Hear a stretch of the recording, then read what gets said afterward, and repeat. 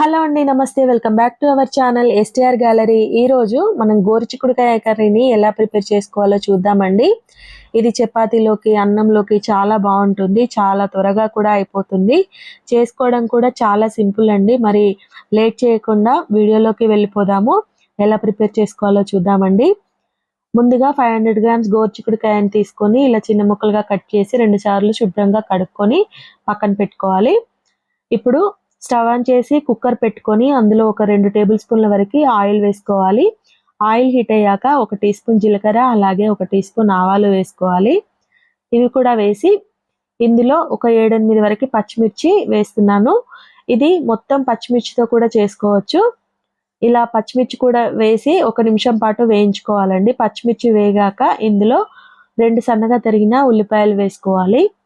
ఇలా వేసుకొని golden brown షేడ్లోకి వచ్చే వరకు వేయించుకోవాలండి 2 నిమిషాల పాటు. ఇలా వేగాక ఇందులో కొద్దిగా అల్లం వెల్లుల్లి పేస్ట్, అలాగే 1 టీ స్పూన్ వరకు పసుపు వేసి అల్లం పచ్చివాసన పోయే వరకు వేయించుకోవాలి.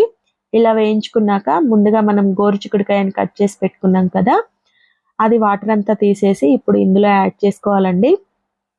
చాలామంది గోరుచిక్కుడుకాయ కర్రీని ఇష్టపడరు కదా. నేను చూపించే విధానంలో ఒకసారి ట్రై చేయండి, చాలా బాగుంటుంది. నేను పాలు పోసి చేస్తున్నానండి ఈ కర్రీని. ఒక 1/2 కప్పు వరకు పాలు పోస్తాను. అప్పుడు గోరుచిక్కుడుకాయ టేస్ట్ అనేది మారిపోతుంది. చాలా రుచిగా ఉంటుందండి ఇలా చేయడం వల్ల. ఇప్పుడు ఒక 5 నిమిషాలు కుక్ చేసుకున్నాక చూసారా, కూర అనేది మగ్గిపోయింది కదా. ఇందులో ఒక 2 టమాటాలు వేస్తున్నానండి. ఇలా టమాటాలు వేసి బాగా కలుపుకున్నాక 1/2 కప్పు వరకు మిల్క్ వేసానండి. నేను పాలు పోసాను. పాలు పోసుకొని ఒకసారి కలుపుకోండి. ఇలా చేయడం వల్ల చాలా రుచిగా ఉంటుంది. కర్రీ అనేది చాలా బాగుంటుంది. కారం కారంగా చాలా బాగుంటుందండి కర్రీ అనేది. ఇప్పుడు చూసారా, ఇది కూడా వేసేసి కలుపుకొని ఇందులో 1 టీ స్పూన్ కారం, అలాగే రుచికి సరిపడా ఉప్పు వేసుకోవాలి. ఇలా వేసుకొని ఒకసారి బాగా కలుపుకున్నాక కుక్కర్ మూత పెట్టుకొని 3 విజిల్లు రావాలండి. 3 విజిల్లు వచ్చే వరకు మీడియం ఫ్లేమ్లో కుక్ చేసుకోవాలి.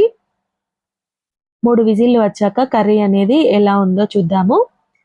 ప్రెషర్ అంతా తీసేసి మూత తీసుకుందాము. ఇప్పుడు చూసారా కర్రీ అనేది ఎంత బాగుందో.